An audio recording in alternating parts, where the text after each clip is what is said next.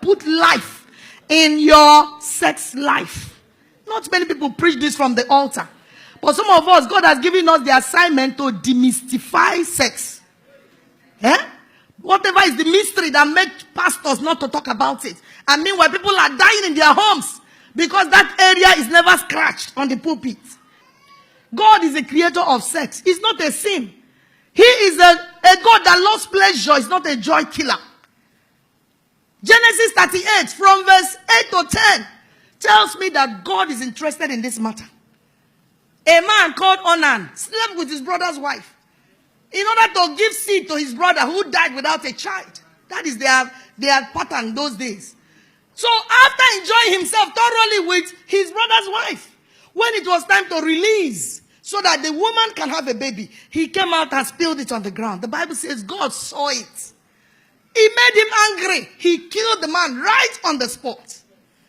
And went ahead and put it in the Bible for us. That is to tell you that God is interested in that aspect of marital relationship. Some of you think it's something you do only when God is not looking, when the takes light. Let us do it quickly. Before God turns around to look at us, we have finished. No. Don't hurry. God knows you are doing it. It's part of the package for marriage.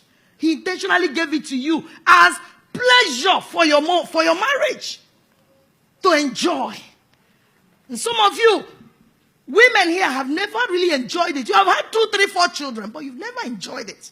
Why? Because you have husbands who don't know how to do it. And do it well. There are some Christian men that rape their wives. They are Christians, but they rape their wives. And that is not good. A woman is not like an electric lamp. You switch her on when you want and switch her off when you want. It doesn't work like that. Some of you men here, the only romantic word on your lip is "oh girl, lie well."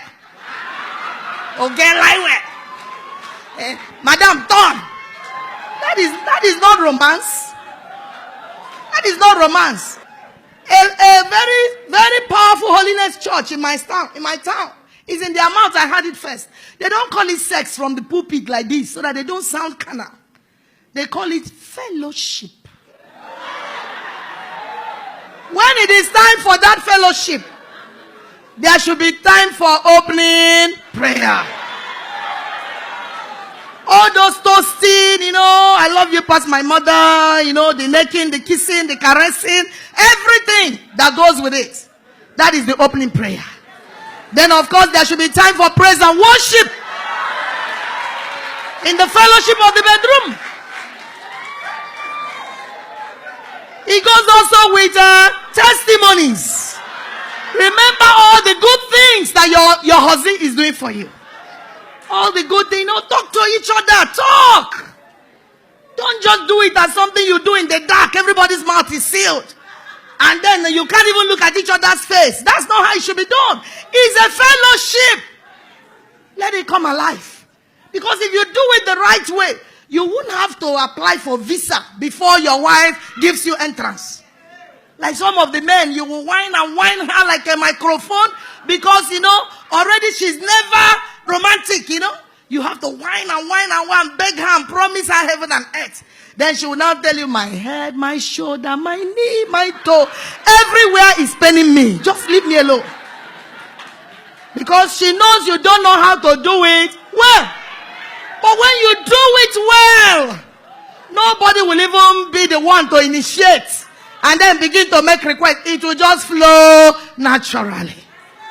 And then by the time you do all the preambles, that's what Oyibo calls foreplay. Play where they happen before the main thing. Then God allowed the woman's body in a way that by the time the proper thing is done, the body of the woman is ready to welcome the man of God to arrive to minister the word.